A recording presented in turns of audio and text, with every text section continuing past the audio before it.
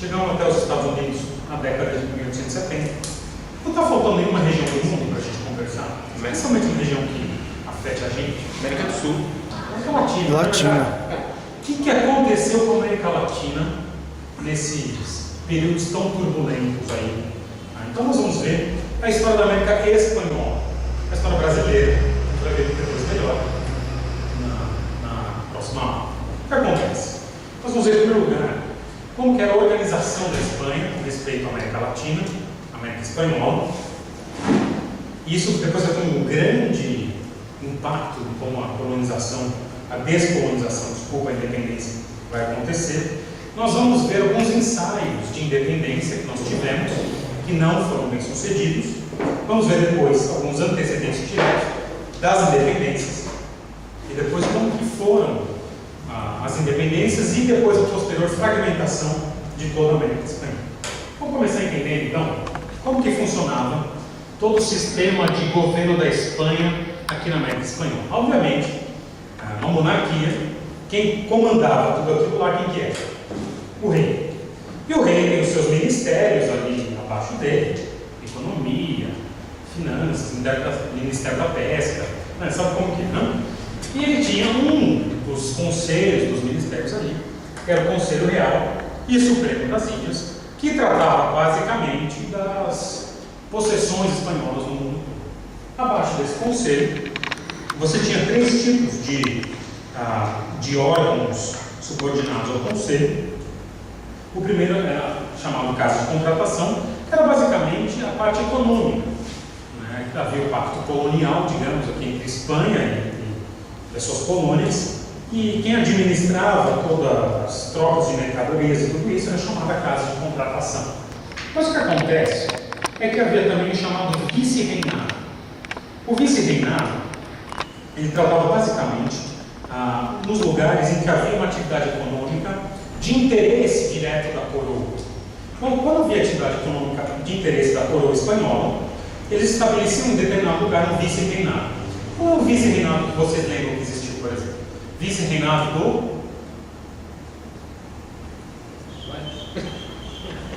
do Prata. Onde era o vice-reinado do Prata? Argentina, Paraguai, toda aquela região. Então, onde havia atividade econômica, havia um vice-reinado. Pelo Prata se escoava, por exemplo, a prata das minas de Potosí, lá no Peru ou na Bolívia, se não me engano. Enfim. Então, abaixo do vice-reinado havia os cabildos, que eram as câmaras municipais. E para cada cabildo havia também um alcaide, que era o prefeito ali. Então, você tinha cada vice-reinado com diversos cabildos, cidades, né, câmaras municipais. E em cada cidade também, subordinado a essa câmara, havia um alcaide. E havia também, além dos vice-reinados, as capitanias. Nas capitanias não havia interesse econômico. O interesse das capitanias é um interesse majoritariamente estratégico. Então, a capitania era liderada por quem? Capitão. Capitão é o quê? Militar. Militar. Era um local em que a Espanha não queria perder. Era estratégico politicamente, territorialmente, geograficamente. Então, em determinados lugares não havia viabilidade econômica, mas havia interesse estratégico, rotas de passagem, enfim, locais que a Espanha queria manter. Então, nessas capitanias, também havia divisões com vice-reinados, e para cada vice-reinado havia, por exemplo, havia também os cabildos, as câmaras municipais, e para cada câmara municipal havia um prefeito, um alcalde. Isso vai ser muito importante, essa divisão, para a gente no final da nossa aula. Então, grava isso. Grave casa de contratação, vice-reinado e capitania, e abaixo disso, câmaras municipais e especialmente os alcaldes, os prefeitos. Legal. O que acontece? O sistema colonial espanhol e do mundo todo, aquele sistema que havia no Brasil, primeiro com o pau-brasil, depois com cana-de-açúcar, ele entra em declínio. Por que entra em declínio no século XVIII e no século XIX, pessoal? Entre o finalzinho do século XVIII e XIX. Qual é o processo econômico que está acontecendo no mundo que faz com que esse sistema colonial não funcione já tão bem? O que acontece na Inglaterra? Revolução Industrial. Já não há mais como concorrer acontecendo em determinadas partes do mundo. Todo esse processo ele entra em declínio, então uma crise econômica para a Espanha e para Portugal. Mais do que isso, se nós pensarmos em termos de ideologia, o que está acontecendo no final do século XVIII e começo do século XIX? Qual é a ideologia, o ideal de sociedade que está se espalhando no mundo todo? Nacionalismo. Isso, o iluminismo, não é isso? Não, eu falei nacionalismo. O nacionalismo. Isso. Errei. Eu sou surdo. Ô surdo.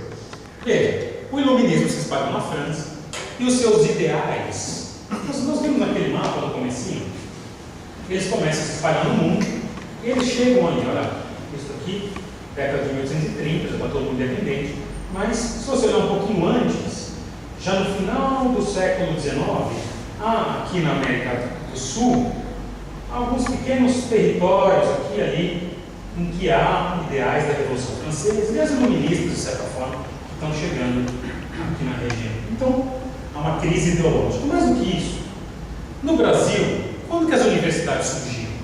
Vem a família real. Ok. E antes disso? E na América Espanhola?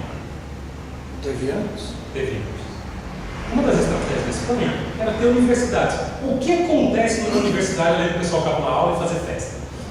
Tem pensamento. Trocam-se ideias, não é isso? E no momento que o iluminismo está bombando, toda a dinâmica ali, Mete o pé nessa. na universidade é o melhor lugar para que isso aconteça. Imprensa. Quando que a imprensa surge no Brasil? Obrigado. Quando chegamos longe, né? E na América Espanhola? Não existia. A Mafalda, tudo já existia, né? Esses quadrinhos, o jornal. Mais do que isso, teve um fator em toda a América Espanhola, no Brasil, foi muito importante. Como que se disseminava a ideia entre os homens nos séculos XVIII e XIX? Qual era o grupo em que os caras se encontravam no fim de semana, para conversar, para fazer negócio? Maçonaria. Na América Espanhola e na América Portuguesa, todo mundo que tinha poder era maçom. Você fala no Brasil, o imperador era maçom. E na América Espanhola era diferente. Mais do que isso, nós estamos pensando aqui, então, um ambiente ideológico. Havia também, na América Espanhola, três grupos principais, três grupos sociais principais. Primeiro, os espanhóis. A posição do espanhol numa colônia é o quê? A posição de liderança, concorda comigo? Só que havia também, depois que os caras já estão há décadas, há centenas de anos aqui, havia aqueles que eram descendentes de espanhóis, branco, casavam com branco, só que eram nascidos aqui na colônia. Eles eram espanhóis. Não, eram paraguaios. Tanto é que o apelidinho deles era de crioulos. Eles eram de sangue espanhol, mas eram nascidos. É que nem a minha esposa. A minha sogra é espanhola, espanhola, nascida ali em Madrid. Mas a minha esposa não. Mas tanto a minha sogra quanto o meu sogro são de origem espanhola. Só que a minha esposa é uma crioula, pensando em termos da linguagem aqui dessa época. E havia uma certa rivalidade entre espanhóis e crioulos. Diga. O Darcy Ribeiro chama de povo sem raça. Isso, mas ele respeita o Brasil. Não, mas parece explicação assim. Mas não eram mestiços. Os crioulos não eram mestiços. É só o nascido no. Podia até ter mestiço, né? Mas não necessariamente mestiço. E havia o resto. Quem que era o resto? Povão. Descreve para mim como que é o povão da América Espanhola. Camponeses. Índios ou mestiços? Só índios ou mestiços? Vamos pensar então que está jogando a seleção da Bolívia contra a seleção do Equador.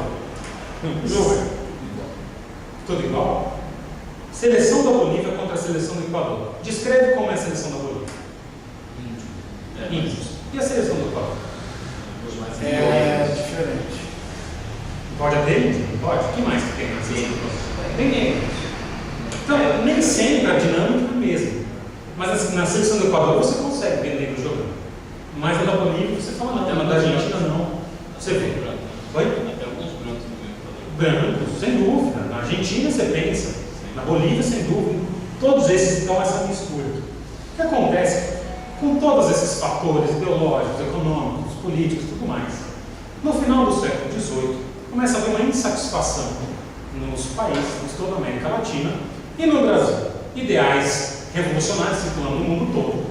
Pensa que no Brasil teve, por exemplo, como eu falei para vocês, a Revolta dos Alfaiates, 1789, e a Inconfidência Mineira também no mesmo ano, influenciada por esses ideias. O que acontece é que há ensaios de revolução em grande parte da América Latina. E o primeiro lugar que há um ensaio de revolução é no Peru, em 1708. O que acontece é que um mestiço peruano ele se integra à sociedade espanhola ali, de crioulos, de espanhóis mesmo. E ele observa que as leis espanholas eram leis justas. As leis de tratamento ao povo, as leis de colonização, eram leis relativamente justas. Só que ele observa também que os espanhóis e os crioulos não aplicavam. Já na América Latina isso é meio comum. A lei é bonitinha e ele chega e ele vai contestar isso. Vai contestar isso de acordo com a lei. Ele vai lá, procura as autoridades, conversa, expõe o seu ponto, fala: olha, a lei diz isso, você devia cumprir a lei. Qual que você acha que vai ser a resposta das autoridades espanholas? Menino. Vaza, né? Vaza antes de uma coça. E ele então percebe isso e ele inicia um movimento contra a dominação espanhola. Observe que não é um movimento pela independência, mas ele é contra essa opressão espanhola. E ele se intitula o Imperador Tupac Amaru II. E ele se inicia um movimento que de fato regimenta índios para lutarem contra esse espanhol. Qual que é a chance de um grupo de índios lutarem contra a invencível armada e o seu exército? Algo um pouco menos que zero. Exatamente. O movimento dele é duramente repelido e ele é punido com a pior morte que alguém poderia receber naquela época qualquer. Filipe dos Santos recebeu no Brasil garroteamento. Sabe o que é isso? Não. Amarram os membros do camarão, cada braço, cada perna, em um cavalo diferente. Bate no cavalo e fala: vai. Vai um pedaço para cada lado. Pedaço para cada lado. Assim morreu o Tupac Amaru, que teve primeiro a língua cortada e depois sofreu o chão. Nossa. Isso foi no Peru. Outro lugar em que havia uma contestação também da dominação espanhola é o México. E no México, você pensa no povo mexicano, que tipo de característica que o mexicano tem que chama a atenção de todo mundo? Não característica física. Não, ele é evocado, ele é. Ele é invocado, mais que invocado. O mexicano é muito católico. Não é? Devoto mesmo. De quem que eles são devotos? Virgem de Guadalupe, não é verdade? Guadalajara é do Brasil. É Copa de 70, né? Nossa Senhora de Guadalajara. É que a revolta do México contra o sistema colonial, contra os mesmos fatores aqui, acontece liderado por dois padres, em momentos distintos, mas na mesma região, com o mesmo grupo de pessoas. O primeiro é o chamado Padre Hidalgo. Agora você imagina esse Padre Hidalgo, ele fala assim: olha, nós somos fervorosos, somos adoradores, né? Somos católicos, eles estão nos oprimindo, Deus não quer isso. E ele pega as pessoas ali e marcha, né, cantando Segura na Mão de Deus. E vão a multidão ali, de braços abertos, enfrentar o exército espanhol. O que acontece? Massacrado. Massacre. Esperava milagres de Deus. Ele era um espanhol, esse Padre Hidalgo, e sem estratégia nenhuma. Logo após ele, assim que ele morre, vem um camarada chamado Padre Morelos. O Morelos já era mestiço, já tinha um sanguezinho latino. Né? E o que acontece é que ele não era burro. Ele era padre, mas não era burro. Né? O que acontece é que ele estabelece uma luta de guerrilha contra o governo espanhol. E aí as chances de sucesso são muito maiores. Tanto é que a Espanha, ela tenta reprimir agora com um crioulo mexicano, um general chamado Iturbide. Ele vai reprimir Então, tem bastante dificuldade em reprimir. Iturbide. General Iturbide. Esse Iturbide depois, ele vai se transformar no primeiro imperador do México. As coisas vão virar.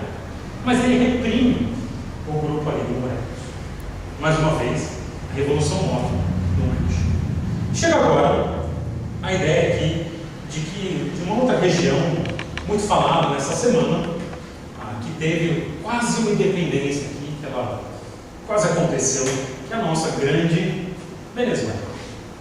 Havia um camarada chamado Francisco Miranda, ele era maçom, ele estava em Paris, ele era latino-americano, e na sua casa ele recebia jovens maçons para reuniões ali. E dentre esses jovens, havia um jovem, 21 anos, chamado Simão Bolívar. E nas suas reuniões ali em Paris, Na Venezuela, é isso? eles estavam em Paris.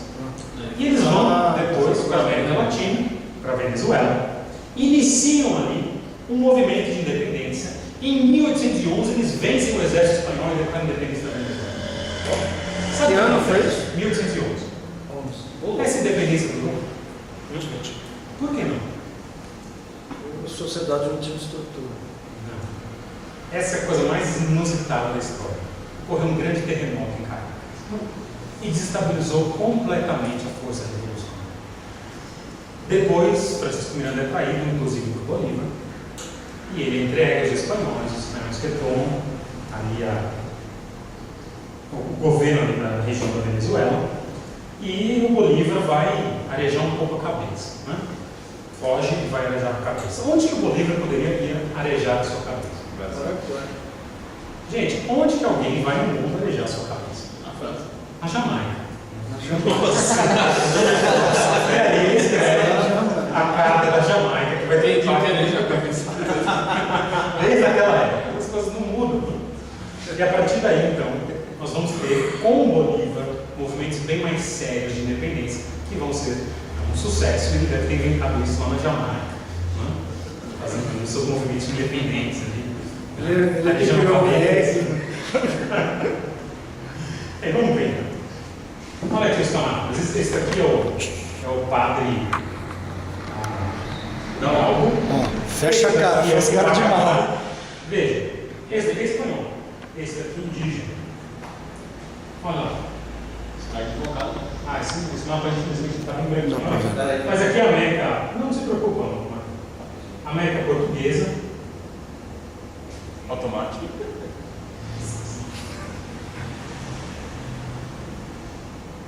Oxi. Cara, é profundo. Fazer isso ao vivo, hein? Tá perfeito aí. Veja. Olha aqui. Então, como estava organizado aqui a América Espanhola antes do que vai acontecer agora na independência? Você tem aqui a Capitania Geral da Venezuela, não sei se é do Marrom, mas aqui é a Venezuela. Aqui Nova Granada, que vai se transformar no Equador, na Colômbia. Depois você tem aqui o Peru, que vai se transformar em Peru, Bolívia, depois uma parte do Chile, Capitania Geral do Chile, Vice-Reinado do Rio do Prata, lembra, Vice-Reinado, Capitania parte estratégica, Vice-Reinado com a parte econômica. Isso é antes do que vai acontecer. O que acontece aqui é que, só observa uma coisinha aqui, nesse mapa. Há uma diferença entre o Brasil, entre a América Portuguesa e a América Espanhola. Qual que é a diferença? Acesso ao passado. O Atlântico e o Pacífico. Não? Tamanho? Não. Como está dividido a América Portuguesa? Sim. Num país só. Na verdade, aqui eram dois nesse momento, tá? O estado do Grão-Pará e o estado do Brasil, tá? Mas tudo bem. Mas uma divisão muito menor. E como que está dividida a América Espanhola? Está inventado. Veja. Já havia uma administração independente. Isso aqui vai ser muito importante para a gente. O que acontece? Napoleão estava na Europa. E depois eles destituem Dom Fernando da Espanha. E se as colônias aqui estão sem o rei, eles têm que obedecer agora ao irmão de Napoleão, Carlos IV, e o Dom Fernando VII, desculpa, Carlos IV era outro cara, é o José Bonaparte, é o irmão de Napoleão, E Fernando VII destituiu a Espanha. Só que me parece que Fernando VII é um cara muito carismático. E ele tem as juntas fernandistas, que se organizam em toda a América Latina, que decidem ser fiéis ao imperador espanhol e não ao irmão de Napoleão. O tempo passa e os crioulos estão ali cuidando da colônia, obedecendo ao rei que está, sei lá, exilado. E acontece que Napoleão é derrotado na Europa. E a Espanha fala, vamos retomar então tudo como era antes. Só que nesse meio tempo, os crioulos, os espanhóis também, começaram a brigar. Porque os crioulos começaram a sentir que sem o rei, eles tinham mais poder. E aí chega um momento, eles falam, quer saber? A Espanha não foi capaz de se proteger. Nós estivemos aqui e aguentamos as pontas de 1824 a 1815. Quer saber? Chegou a nossa hora. Crioulos unidos. Vamos libertar a América. Então começa então no México, em que o general, que tinha reprimido aquelas rebeliões populares, ele de fato ele retoma ali o poder para a Espanha, mas ele acha que talvez a Espanha fraca não teria condições de fazer frente a um poder da colônia. E de fato, ele se declara imperador do México. O México se torna um império por 3 anos.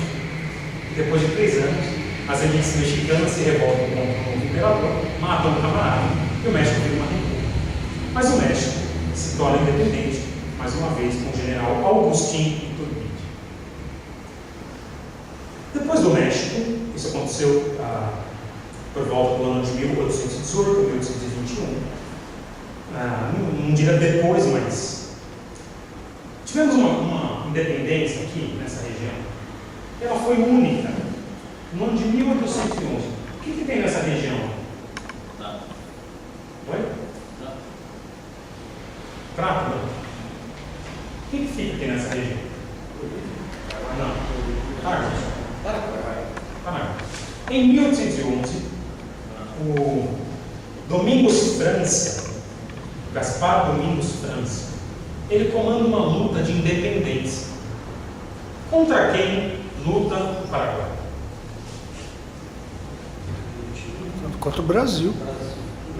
Por terra, né? Mas é depois isso. Não. Os crioulos. 1811 foi acontecendo na Europa.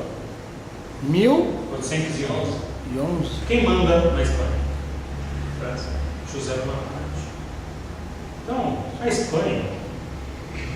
Aliás, quais são os interesses da Espanha no Paraguai? Zero. O que tem o Paraguai para oferecer? Nessa época ainda é o começo da Revolução Industrial, ainda não tem. O que acontece? O Paraguai proclama independência contra a Argentina. Contra a Argentina? Isso Mas cara, a briga é grave, Paraguai versus Argentina. Né? Pois é. É o que acontece. E esse camarada vai liderar o Paraguai por 30 anos, até que vem os Lopes, né? A família Lopes. O Carlos Lopes, depois o Solano Lopes. Tem a guerra no Brasil, enfim. Mas em 1811 o Paraguai é um caso único. Uma independência contra o vice-reinado e não contra a Espanha. Bem, e aí o Bolívar chega para a Jamaica, e na Jamaica, ao arejar a cabeça, ele teve um sonho. Eu tenho um sonho. I have a dream. E qual que era o sonho do Bolívar na Jamaica? A América Latina. Uma América Latina livre e unificada. Unificada, toda vez que o cara fala unificada, é unificar debaixo dele. Né? O que acontece? Ele sai da Jamaica, vem pra cá, e começa uma luta. Olha lá, o Bolívar. Vocês viram a imagem do Bolívar essa semana? Do lado de quem? Do Chaves. Do Chaves, olha lá. O Bolívar e o San Martín, os dois libertadores da América Latina.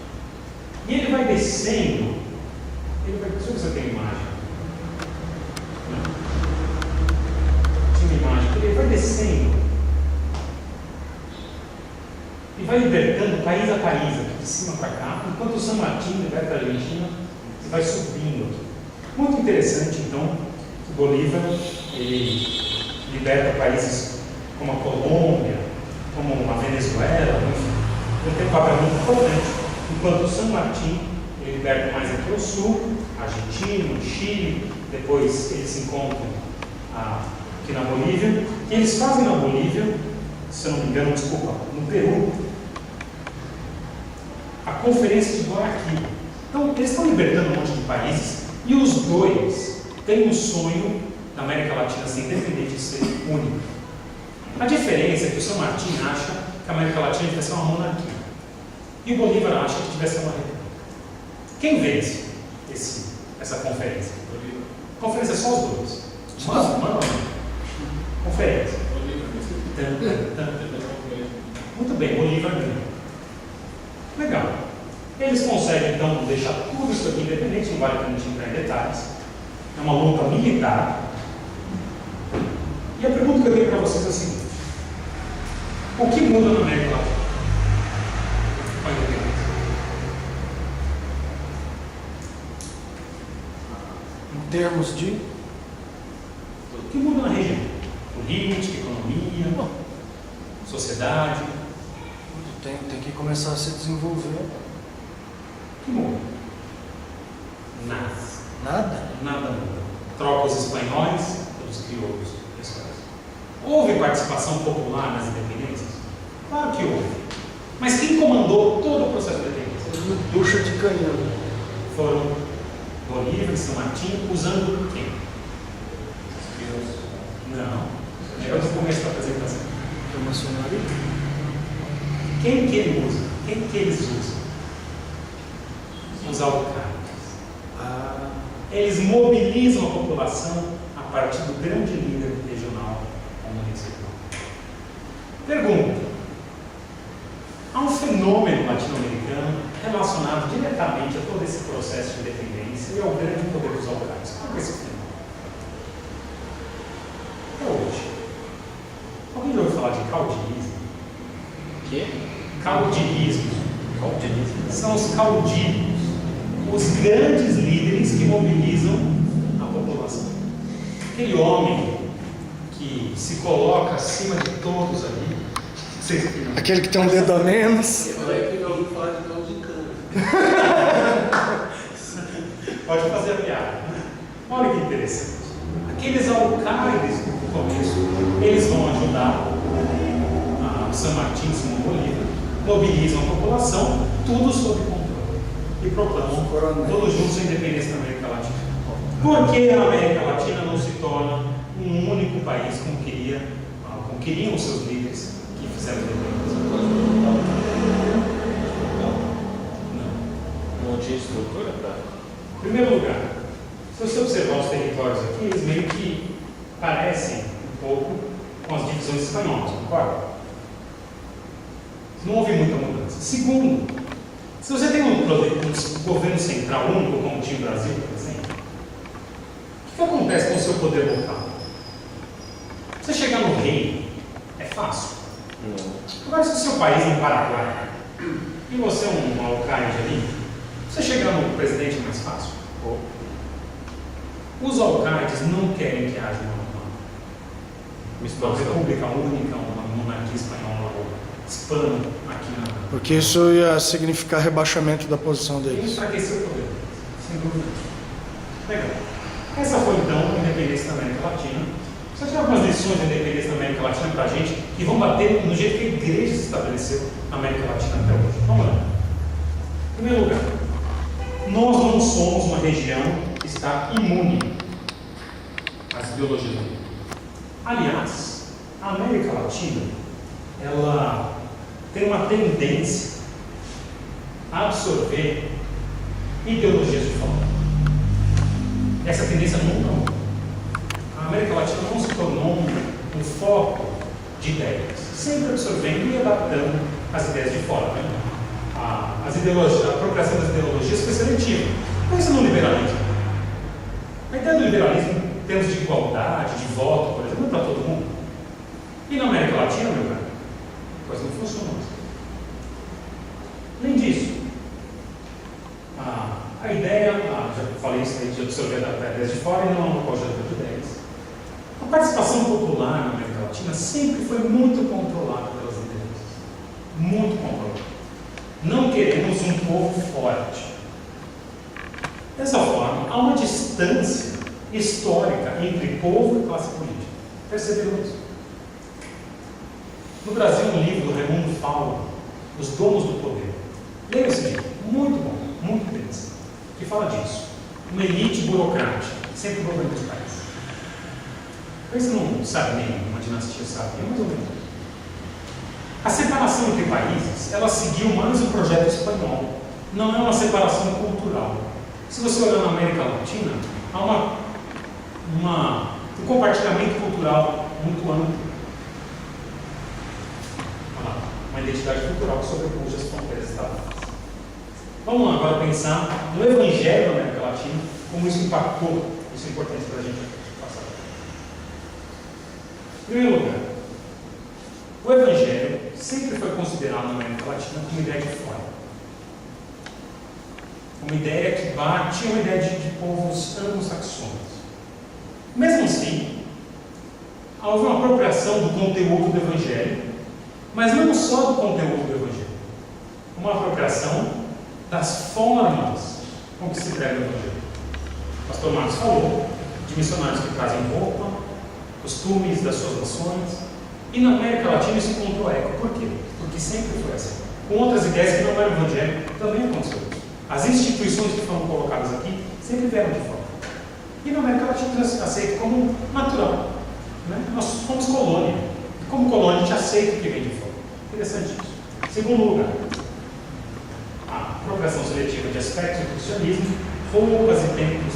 Se você observar a cultura indígena, muitos. Como que é o desenho de uma maloca ou de uma oca?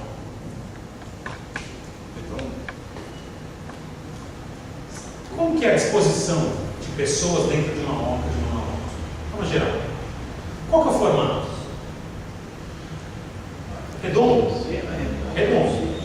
Não círculo. Como que fica? Uma pessoa na frente e todo mundo sentado ali?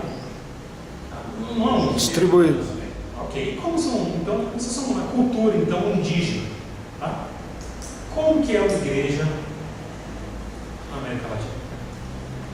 Com altar. A Bíblia manda que seja o cara na frente, todo mundo sentado assim, um atrás do outro. Não, de onde vem isso? Da Europa. Modelo europeu. Pedagogia europeia. A gente aceita como natural. Como, é assim, não sei o que é. É necessário isso. Não tem tanta relevância, só para vocês terem uma ideia. As roupas que se usam, né? Enfim, esse tipo de coisa. O que eu acho interessante, lembra que eu falei que não houve uma participação popular, um governo popular na libertação da América Latina? Como que o Evangelho se estabeleceu? Olha que interessante. Quando você pensa numa igreja pentecostal, qual é o tipo de gente que vai numa igreja pentecostal em toda a América Latina? Pobre. Não? Pentecostalismo é coisa de quê? De pobre. Não? Uma concepção latino-americana. E como são, quem frequenta uma igreja tradicional? Os ricos. Vocês já perceberam que isso não é comum, isso não é natural? Vá numa Assembleia de Deus nos Estados Unidos para você ver. Quem frequenta a Assembleia de Deus nos Estados Unidos? Pobre? Não sei, o pastor Marcos ia numa lá. Os negros. Gente normal. Sim. Pobre, não pobre. Não há diferença de classe entre uma igreja e outra. Mas na América Latina, a separação entre elite e entre povo foi levada para a igreja, já perceberam?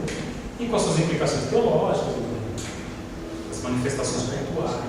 Isso é interessante, é um fenômeno latino-americano, que você não encontra parada na África, você não encontra parada em diversos lugares. Outra coisa, na América Latina, como uma cultura e uma língua comum, o espalhamento de igrejas é facilitado. Você tem igrejas com filiais em toda a América Latina. Muito interessante. E finalmente, qual que é o modelo de líder que se tem nas igrejas latino-americanas? É o líder, o bispo, o papa, René, não sei o que lá, esses caras todos assim. Modelo caudilhista. O caudilho, aquele líder forte, que a igreja não é uma igreja de Jesus, é uma igreja do líder. Você vê como as coisas estão muito ligadas? falar de América Latina era isso. Nós temos um almoço agora. Mas eu tenho mais uma aulinha que eu gostaria de dar em 15 minutos.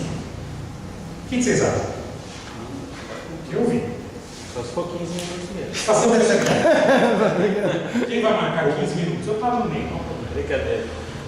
Quem marca? Eu marco. Tá bom, então, te falo. Brincadeira, verdade. Chegou a hora agora da gente voltar para a Europa. E essa parte agora, vamos levantadinho um minutinho, está todo mundo precisando aí. Vocês querem viajar? Como é que chamava aquele que estava acima do Alcai?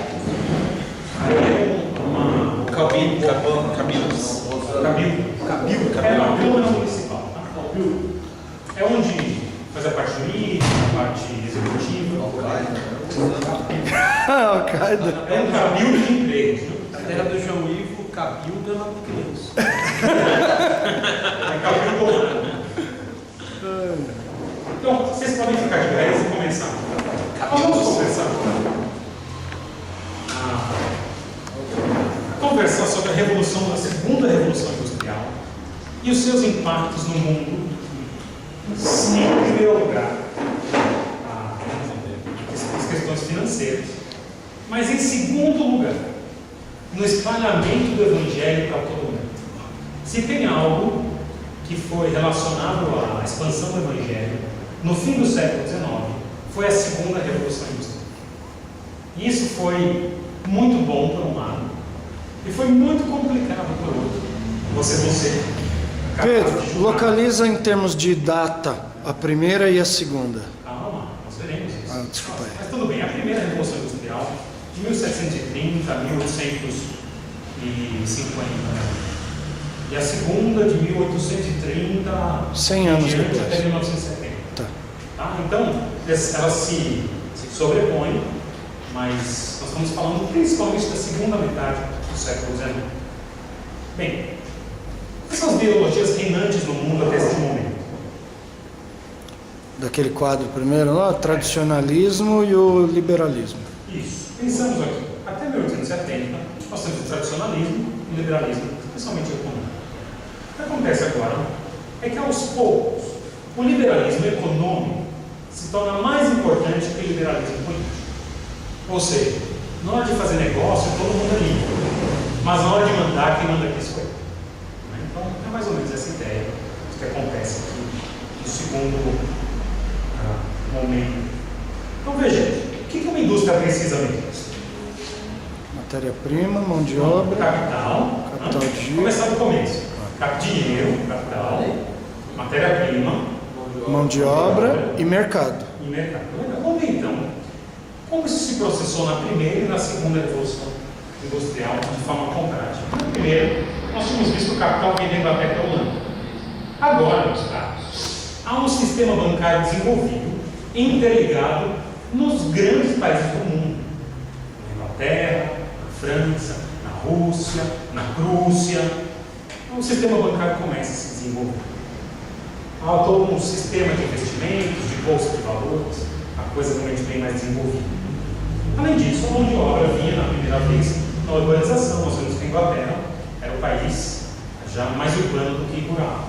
Agora, nós temos já movimentos operários no mundo todo. Essa urbanização, ela começa a ser característica da Prússia, da França, uma série de países, e há um movimento operário a partir daí. E, além disso, há uma intensa circulação de pessoas no mundo em que os navios agora são a vapor. Então, para você imigrar, você não precisa passar mais 3 meses no mar. Em uma semana você chega nas Américas ou na Europa. Muito bem. A matéria-prima antiga era ferro, carvão e algodão. Agora, com as novas tecnologias vindas da Revolução Científica, nós temos petróleo, eletricidade e produtos químicos. Por exemplo, um produto químico, exatamente químico, mineral, sei lá, que surge nessa época, é o produto que o Carlão trabalha toda semana. Qual que é? Cimento. Cimento. Cimento. Vamos pensar no período, agora respondendo a pergunta do pastor Thomas, olha, 1760 a 1820, não tem errado, né? Imediato pós-Napoleão, e a outra a partir do ano de 1848, né? E e vai até a metade do século XX. Então, fontes de energia. Ok.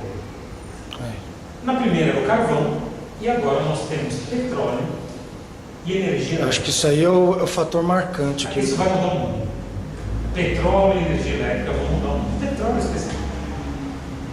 Isso vai mudar o mundo. Quem não tinha petróleo não sabia que tinha, estava rico e não sabia. Né? E quem consegue produzir energia elétrica de forma satisfatória também está com uma coisa já meio caminho andado. Quais são as indústrias principais? A primeira foi a têxtil, como já vimos, e agora começa a existir a indústria para a indústria. São as siderúrgicas, a de transportes, a construção civil, a indústria química, petroquímica. Tecnologias. Primeiro era a máquina a vapor, metalurgia e mineração, e agora surge o motor a combustão. Isso é algo muito importante. Surge o concreto armado, as hidrelétricas, as ferrovias, o telégrafo, os cabos submarinos. E os países em que isso acontece, em primeiro lugar, tinha sido só na Inglaterra, e depois se espalha lentamente. E agora nós temos uma coisa muito mais mundial. A Itália, a Alemanha, a Rússia, a Áustria, o Japão e os Estados Unidos. Olha lá então, exemplos aqui da segunda Revolução Industrial. Isso aqui é uma metralhadora. Como que as pessoas carregavam a arma até essa época? Ou por cima, aí depois da Guerra de Secessão, por trás do rifle, mas cada um carregava uma vez, é isso? Olha aqui agora. Usando os gases produzidos pelo projétil, você consegue ter uma metralhadora. Olha aqui um navio de guerra japonês, na década de 1890. Parece um navio de ouro, olha aqui os canhões. Ele tem um mastro. Sabe para que serve esse mastro? Para ele não ter que consumir combustível o tempo todo? Para observar e para colocar bandeira, só isso. Só para isso, não serve para mais nada. Porque agora o navio ele é plenamente autopropulsável. Nossa, essa palavra existe. Pastor Marcos que gosta de inventar palavras assim. O que acontece então? Quais são as consequências da segunda Revolução Industrial? Em primeiro lugar, como ocorre em muitos países, e é uma dinâmica industrial muito grande, o capital começa a circular, o dinheiro começa a circular, e ele se concentra na mão de algumas pessoas. Com essa concentração, o capital industrial, do dono da indústria, o capital bancário se funda. O camarada da indústria compra ações do banco. O camarada do banco, quem investiu o seu dinheiro, quem tem de sobra, compra uma indústria ou ações de uma indústria. E a coisa começa a ficar tudo junto, então os interesses dos bancos e das indústrias começam a coincidir, porque quem manda em tudo aquilo são as mesmas pessoas, com uma quantidade enorme de dinheiro. Então surgem as holdings, por exemplo, que são um grupo controlando diversas empresas. Surgem os trusts, por exemplo, que é uma empresa, um grupo, controlando todo o processo produtivo. Pensa na Bunge, por exemplo. Ela faz margarina, mas ela planta o milho, ela tem fertilizante, ela tem máquina agrícola e depois ela pega o milho e faz a margarina. Ela faz tudo, não? Então, o que acontece é que o capitalismo vai sumindo com uma disponibilidade de capitais, de mão de obra, uma proporção tão esmagadora que chega uma hora, é necessário conseguir mais gente para comprar produto. A produção está tão grande que você tem mais produto do que gente para comprar. São chamadas crises de superprodução, mais de 73, 1873 e 1896, por exemplo. Aí o que você vai fazer? Eu estou cheio, eu consigo produzir ventilador direto. Só que aqui na Europa, só tem uma boa renda, todo mundo tem ventilador. Aí no inverno a pessoa não usa. O que eu faço? Terceiro mundo, tem que comprar. Agora o que acontece? Você chega no terceiro mundo e fala, tem ventilador para você. Mas não tem eletricidade para ligar. Você não tem, não só eletricidade, você não tem dinheiro. As pessoas não sentem necessidade, você não tem nem o hábito de consumo. Então o que acontece? Que o capitalismo vai chegando e gera o desenvolvimento, para que do desenvolvimento aconteça, então, o mercado consumidor. Então, a ideia óbvia de quem está investindo é ter lucro. Então, se você consegue um mercado consumidor que não tem nada, você gerando um pouco de renda, fazendo obras e tudo mais, aos poucos as pessoas começam a consumir. E aí a sua empresa vai crescendo. Então, a dinâmica de expansão aqui é muito uma coisa, isso aí é um processo que corre meio sem querer ou ele é planejado desde o começo? É assim, Thomas, não diria que é 100% planejado, mas é assim. Você imagina que você vende torradeira na Inglaterra. Você vende bulha de chá na Inglaterra. Chega uma hora, todo mundo tem. Então você fala, meu, pra onde que eu vou agora? Pô, na Índia a gente tem vamos para a Índia, vamos. É onde o capital dá mais dinheiro, dá mais lucro para você. Fala, meu, onde que é mais perto? Eu vou para a Alemanha. Na Alemanha todo mundo já tem. Você vai tentando ver os melhores lugares, as melhores porções. Se você for na África, nessa época, você não vai ter nada.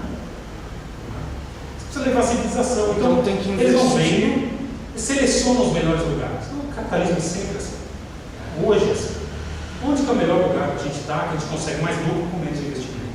Mas vamos fazendo, vamos. O que acontece? Tem determinados lugares que a gente chega e a resistência dos povos. Na China, por exemplo, a Revolução dos Taiping, a Guerra do Ópio, primeira, segunda, terceira. E se você é uma empresa, né, se você é dono de diversas indústrias, e você chega e tem uma guerra, isso é bom para você?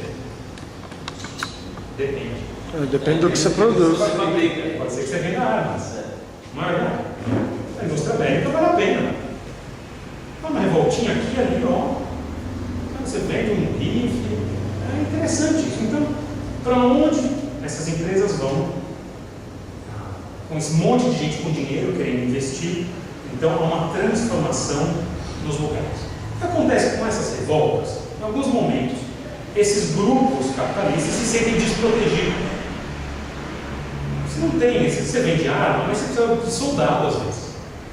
Isso é uma empresa, a empresa não tem soldado. O que você faz? Fortalece um país. Você é dono de banco, você é dono de indústria, você é o Eike Batista do seu país. O que você faz? Quando você está em perigo? Quando sua empresa está em perigo? Ô rainha da Inglaterra, tudo bem? Oi, Eike, tudo bem? O que foi? Eu estou com um problema na China. O que você precisa? 3 navios. O que a rainha da Inglaterra vai fazer? Rainha não, pardon. 3 navios? Discute aqui, discute ali. Bom. O que acontece? Que as empresas chegam, transformam os lugares. Quando há algum tipo de resistência que eles não conseguem lidar, eles chamam o irmão mais velho, que é o Estado. Então o Estado se coloca neste momento aqui. Lembra, é um modelo liberal de Estado. O Estado é mínimo. Mas o Estado está lá e se coloca. O Estado não vai à frente das empresas. As empresas vão e quando elas estão em risco, liga para casa, o presidente, manda para mim um grupo de soldados que estão querendo bater nos homens. E começa a acontecer isso em todo lugar, em toda a região. O Estado começa a se envolver nas questões privadas do capitalismo. Isso vai ser um problema. Isso aconteceu agora. Com a GM, nos Estados Unidos, quando Sim. o governo teve socorrer. Sem dúvida. Mas a coisa que é pior, o movimento é militar. Isso vai dar um rolo que vai acabar na Primeira Guerra Mundial. Para a gente entender. O que acontece? Você é um capitalista de um país cristão. Você só quer dinheiro. Ali, você vive bem. Agora, sabe como que é? Sua mulher vai na igreja, sua família. Você fala assim, puxa, é chato você ficar falando para as pessoas que você quer ganhar dinheiro. Então, você precisa aproveitar algumas ideias que estão circulando ali, que vão ajudar a criar justificativas para que os grandes países desenvolvidos cheguem no mundo todo com as propostas de civilização de capital. Quais são essas? Qual aspecto da sociedade te daria as ferramentas para você justificar o seu sentimento altruísta de estar indo para outro lugar, para levar para aquelas pessoas aquilo que elas não A Espanha e Portugal usou os jesuítas e o cristianismo. Pois é, a Inglaterra vai usar o Vai quê? fazer a mesma coisa. Só que não tem jesuítas. Tem que ser. Vamos pastor e civilizar. missionário. Olha que interessante. Há uma enorme. Não é só isso, tá? Não é só uma justificativa maquiavélica. As pessoas sentem que há progresso real. A civilização mostra que a barbárie ali diminuiu, que as pessoas vivem melhor, que a saúde é melhor, que o transporte é melhor, que as condições de vida são melhores. Eles conhecem a Bíblia. O que você se sente quando você tem tudo e outra pessoa não tem nada? Devedor. Uma responsabilidade moral, genuína, de levar isso para os dois processos acontecem juntos. Você quer justificar a sua chegada no mundo todo e também sente que tem uma responsabilidade. Né? Mas se coloca na cabeça de um europeu, no fim do século XIX, vendo todos os impérios tradicionais do mundo ruindo e a Europa prosperando. O que você pensa disso? Da sua civilização? Oi? Estou atrasado. Não. A minha é a melhor. Cara, na verdade, existe alguma coisa na gente, europeu, que faz com que a gente seja não sei o que é. Pensa num africano, né? Se matando ali, esse cara não tem saúde, é tudo sujo. Então não é gente. Acho que existe alguma coisa em nós que fez com que Deus nos escolhesse. Por quê? A raça.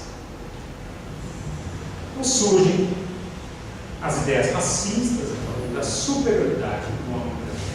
No fim do século XVIII, se for alimentado pelo darwinismo, qual é a ideia do darwinismo com respeito aos bichos? Mais fortes. Os mais adaptados sobrevivem. Pense agora em termos de povos. Quais são os povos que sobrevivem no fim do século XIX? Os europeus brancos. Nós somos os mais adaptados. A nossa raça, a eleição divina aconteceu por causa da nossa raça. E aqui isso não está só nos capitalistas. Os missionários, lembra aquele livro, Nós Somos Fins da Terra? Vocês vão ver. Os missionários, no fim dessa, fortemente influenciados por esse tipo de concepção. Nós somos melhores. Isso gera duas ideias. Né? Primeiro, nós temos aqui o dever, né, de ser melhores, de ensinar, pegar o africano pela mão e falar assim: é assim que vive. O evangelho, beleza, mas assim que vive, com escola, com hospital, não. Foi ruim para os africanos isso? Depende. Foi ruim para a Ásia isso? Não foi de todo ruim, claro que não. Mas o que acontece, o problema, é quando você coloca o evangelho e alguma coisa no mesmo nível. Eles levam a ciência, a cultura, a civilização, levam o capitalismo e o evangelho. E eles chegam ali. Aí, uma vertente também absolutamente racista, o caso como Mondroso, os caras estudam direito, não é isso? Falavam, mediam o crânio das pessoas, falavam, vai ser bandido. Esse não. Mas, então, essa ideia de que o homem branco, ele de fato é o mais adaptado. Quais são os dois grandes livros que demonstram que o homem branco é o mais adaptado? Dá uma olhada esses livros. Este livro, o que está escrito? Tarzan dos Macacos. Descreve para mim como é o Tarzan. Ele é branco. Veja comigo. Como que é a história do Tarzan? Como que ele virou o Tarzan? Os pais morrem e ele fica na selva. Ele fica sozinho na selva. Imagina um garotinho do interior da Inglaterra ou da Alemanha, comendo chucrutes, branquinho ali, cheio de sarda, ruivinho, solto no meio da selva com um monte de animal selvagem. O que vai acontecer com ele? Ele vai se dar Ele vai mandar em todos. Vai dominar. O tempo passa. E porque ele é branco, ele se torna simplesmente o rei da selva. Veja, parece inocente a história de Tarzan. Isso é uma ideologia. Mogli, o menino lobo. Como que é o Mogli original do menino lobo? Mesma história, só que na Índia. A mesma novela. Sozinhos na selva, não só sobrevivem. Eles mandam em todo mundo. Isso é a civilização europeia. Conversando agora um pouquinho, disse aqui, olha essa foto aqui, essa gravura. Sabe o que está acontecendo aqui? Fogueira, mano, branco. Uma fogueira. O que eles estão queimando? Isso é na Índia, tá? Tem um cara de bigode ali que eu tô O que eles vendo. estão queimando na fogueira? branco. Não. Havia um costume na Índia que quando um homem morria, a viúva era queimada. Mas você olha isso, é um costume bacana. É um funcionamento do governo. Não faça isso em casa. É horrível. Mas olha que interessante. falam, olha a nossa cultura. E olha a cultura desses camaradas. Eles queimam a mulher viva só porque o marido morreu. Dá para entender essa ideia de superioridade, concordo? Dá para você entender. Na África, os caras se escravizavam ali, se matavam. Passa uma semana com os índios. O forte tem responsabilidade pelo fraco. E dando essa ideia de responsabilidade, então, é o que nós chamamos de a ideia do fardo do homem. Do quê? O fardo do homem branco. Fardo do homem. Qual que é o fardo do homem branco? A responsabilidade. Responsabilidade de levar a civilização mais evangélica do mundo. É um fardo. Olha, se eu pudesse, eu ficava só no alto. Mas esses caras não sabem nada, não vão não. E de fato eles iam e transformavam as culturas. Pensa no Charles Sturgeon, com as suas escolas lá no sul da África. Pensa no Livingstone, liberando os escravos ali, todo o interior do Congo, no Stanley e todos os outros. De fato eles tiveram atitudes maravilhosas, pregaram o Evangelho, traduzindo a Bíblia. Mas o problema é que não era só o Evangelho. E é difícil você separar isso. Era mais do que isso. E acontece algumas coisas, como por exemplo, aconteceu com o rei Olha dos Missionários, que vai falar que olha, Jaime Carmichael, 1895, São Pedro, 65, Livingstone, 71, Movimento de Estudantes Voluntários, de 86, a African Mission, 1895. Olha lá. Todos esses, nesse mesmo período, os grandes missionários, pensando na responsabilidade de levar o Evangelho. Essa mulher aqui fundou um orfanato. Esses camaradas aqui fundaram uma escola e um hospital. Bem, Hudson Taylor, não sei o que ele fez a linha de evangelizar, mas Livingstone libertou os escravos. Esses camaradas aqui saíram diversos caras, levaram escolas e hospitais para lá. William Carey também, né? Oi? O pessoal William Carey também, né? Ele parou William Carey também na Índia. Ele parou com uma das esposas, né? Uma motivação bem social, né? Não só Além do uma evangelho. motivação social. Não, bem. É que o Evangelho, na cabeça desses caras, ele era igual a todas essas coisas. Um pacote. É mais ou menos uma missão integral Van Maleta, antes do termo ser usado. Basicamente, eles acreditavam que o Evangelho era tudo isso junto. Eu já passei discutindo isso faz tempo. Deixa eu só conversar então. Como que então a coisa chegou num tal ponto que na Europa os países se reuniram e falaram assim: vamos tomar uma decisão de como que nós vamos tratar todo esse movimento de expansão da Europa para a África e para a Ásia. Então, quando a Europa chega numa África, ela tem 4 opções de como levar a sua civilização para o povo atrasado. A primeira opção seria destruir a sociedade atrasada. É uma opção? Não. Vale. Vai chegar lá. Se você é o homem civilizado, você não vai destruir, vai queimar o fogo. A outra opção oposta seria tratá-los como iguais. Essa opção existe. Não. Na realidade. Não, Eles são casados, vai abrir mão. De jeito nenhum. A terceira opção seria subjugá-los e tratá-los como escravos. Vale. Essa opção. Vai queimar o filme também. Queima o filme. Você precisa de alguma desculpa para fazer isso. O que você vai fazer com as pessoas que estão atrasadas? Eu vou investir nelas. Você vai protegê-los. Protegê-las. O que acontece em 1884, 1885? Faço uma conferência na Alemanha em que eles decidem quais os critérios de proteção que vão ser usados na área. Veja aqui. Marcas do progresso na área. Escreve para mim esses 2 rapazes. Por que será que esses caras não ganham? Por causa do protetor deles, o rei Leopoldo da Bélgica. O rei Leopoldo torna-se dono do Congo. Basicamente, o pai do rei Leopoldo tinha sido um camarada tão bacana que os países em 1884 e 85, ali na conferência, dizem: Leopoldo, protege o pessoal que vive no Congo. Fala, claro, farei isso com uma hora. O que ele faz? Ele estabelece ali uma ONG para proteger os congoleses. E nessa ONG, a ONG precisa sobreviver, não é verdade? Então, a África, qual o tipo de riqueza que existe na África? Diamante. Diamante, o que mais? Marfim.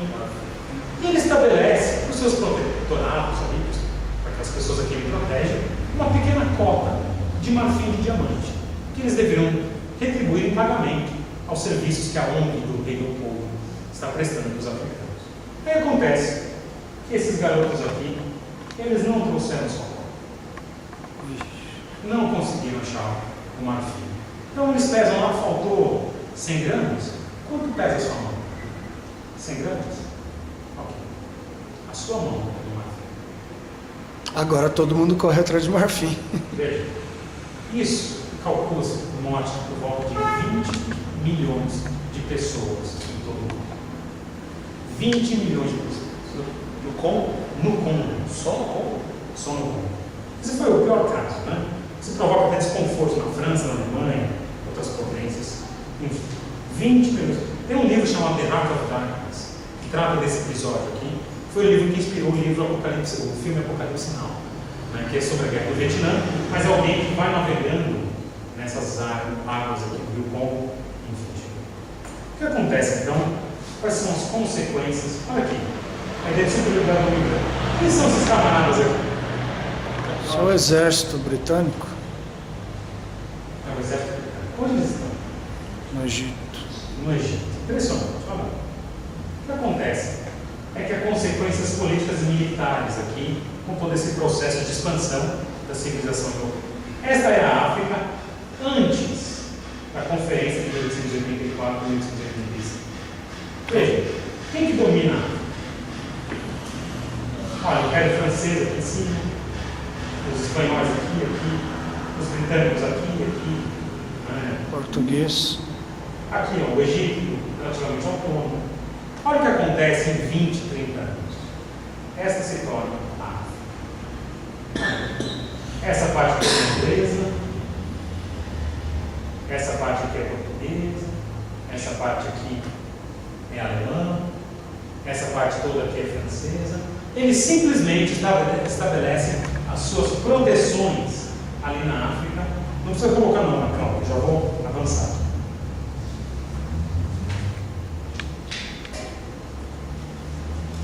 Vejam, o que acontece então é que ao partilhar a África, os interesses começam a entrar em conflito com as populações locais, em diversos locais, na África do Sul, por exemplo, com a Guerra dos Boeres, Guerra do Leandro.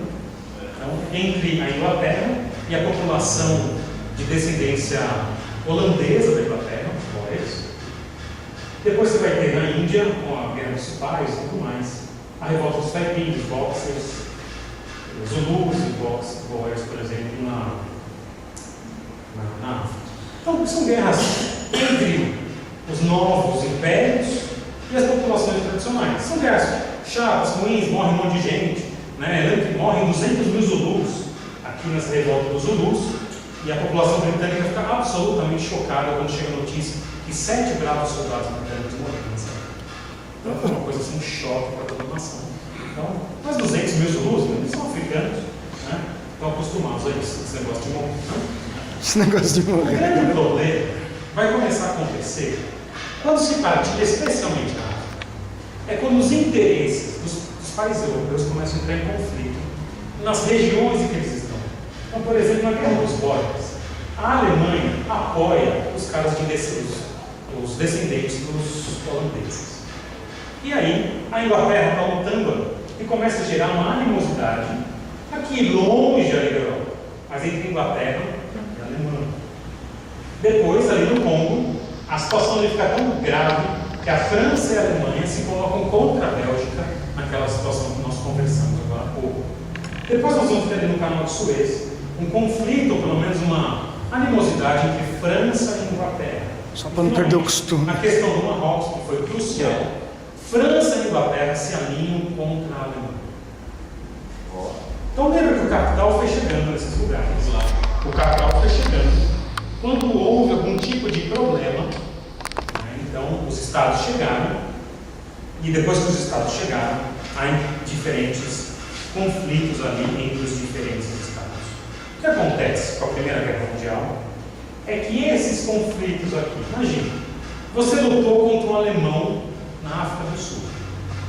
Só que o alemão mora na Alemanha e você mora na Inglaterra. Você vai considerar o alemão uma pessoa legal?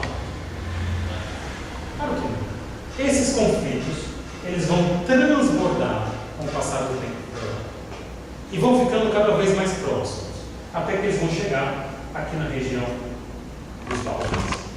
E aí, meu cara, já está todo mundo pronto para a guerra e a casa vai cair. Isso nós veremos depois. Vamos lá?